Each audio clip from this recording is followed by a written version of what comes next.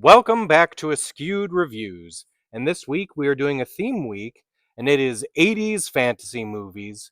So today we are doing the 1988 action adventure drama fantasy Willow.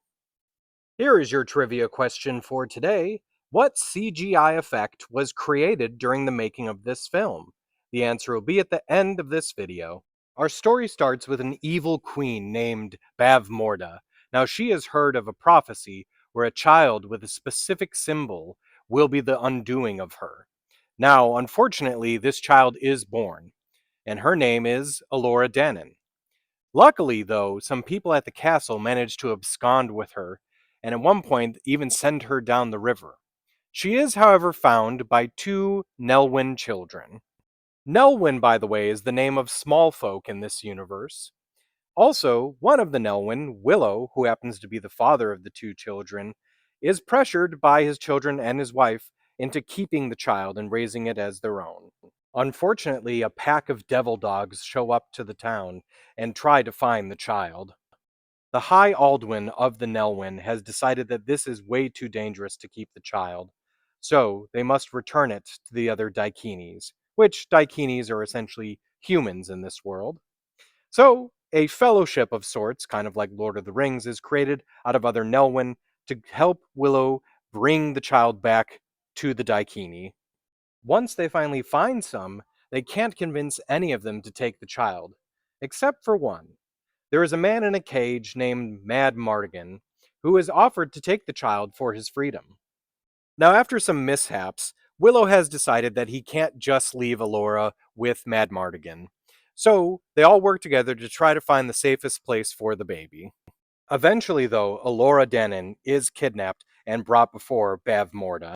So the real question is, can a wannabe sorcerer, an untrustworthy but skillful swordsman, two brownies, a very powerful sorceress who's been changed into a possum, take on Bavmorda and her army to save the child? Ron Howard was the director for this film, but it was actually George Lucas who wrote and produced it. He actually started working on it after Return of the Jedi. In fact, it was due to working with Warwick Davies in that film that he decided to center a movie all around Warwick. The movie Willow actually did very well financially. Unfortunately, it did not do all that well when it first came out in the theaters, but that's more than likely due to the fact that Rambo 3, Big, and Crocodile Dundee 2 all came out at the same time. Ron Howard actually turned down the opportunity to direct Cocoon the Return, which is interesting because he directed the first Cocoon film, which actually did very well.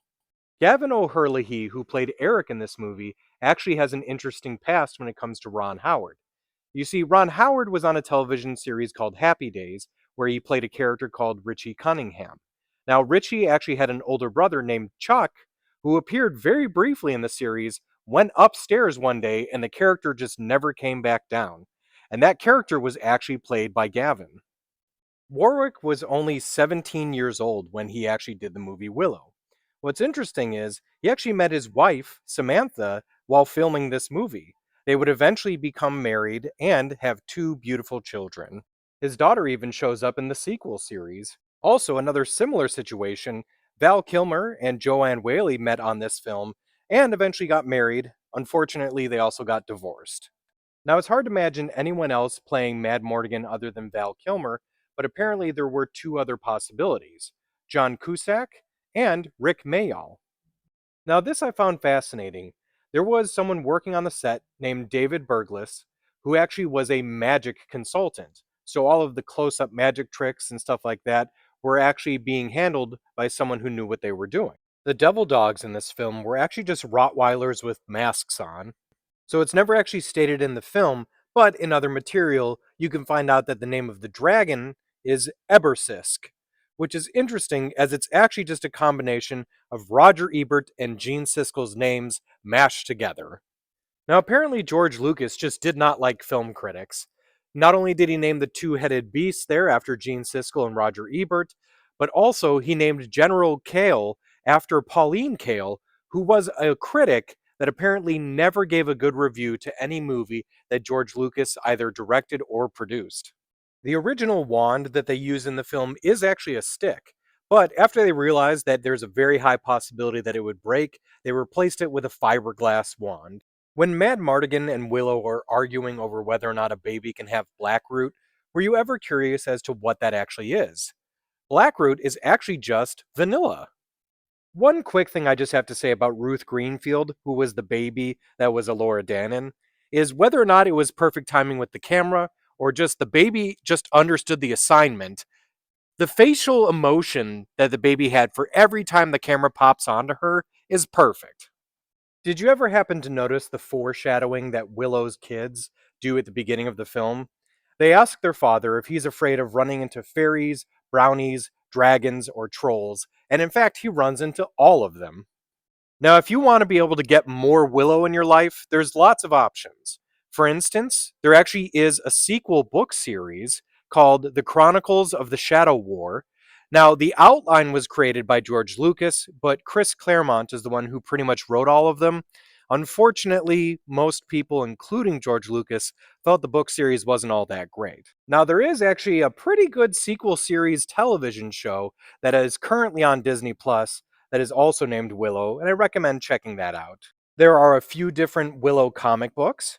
There are two Willow video games, one that was on the Nintendo Entertainment System, and one that was a side scrolling arcade game. There is a Willow role playing game book, and even a board game. Willow is a really fun adventure fantasy movie that I definitely recommend everyone watching. So I'm going to give this film a 5 out of 5. Now, as for the trivia question from the beginning of this episode, what CGI effect was created during the making of this film? So, the technique that they created is called morphing.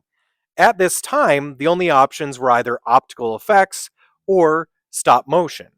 So, they came up with a technique where they would take the actual images of these animals, feed it into a machine, and then overlay each one so that they could do a seamless transition into each animal. I hope you enjoyed this episode of Askewed Reviews. If there is a movie you'd like to see get a review, just mention it in the comments. And as always, like, comment, share, and subscribe.